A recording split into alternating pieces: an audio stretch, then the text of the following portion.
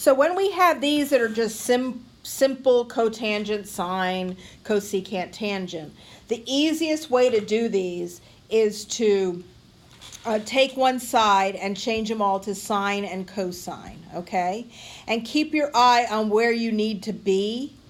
I will allow you to do something to each side if you need to. I will allow you to do something to either side and make it look like the other side.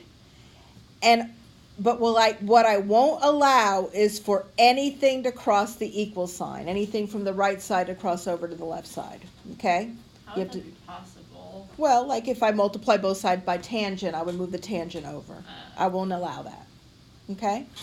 So what I'm going to do is I say, okay, well, I don't see any identities that will help me through this. Don't ever change anything to something more complicated. Always change it to something simpler, except for when you don't know what to do. You change everything to sine and cosine. It's the easiest way to proceed, is change everything to sine and cosine. So your cotangent is cosine of x over sine of x. That's your cotangent. Everybody get that? Your sine squared, you leave it alone because it's already sine. And then your cosecant is 1 over sine squared of x. And your tangent is sine of x over cosine of x. Now in this case, I'm changing both sides. You don't have to do that. I'm just doing it to show you all the possibilities. If you had done the right side, it would look like that. If you had done the left side, it would look like the left side. Got it? Now, since you have fractions involved, I make everything a fraction.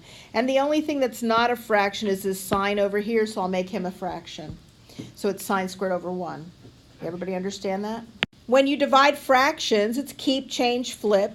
So this left side turns into cosine of x over sine of x times 1 over sine squared of x. So that's going to be cosine of x over sine cubed of x, because you got 1 here and 2 there. Let's see what happens over here. Over here you have 1 over sine squared of x times cosine of x over sine of x. Keep, change, flip, which is cosine of x over sine cubed of x. And since they're equal to each other, we're done.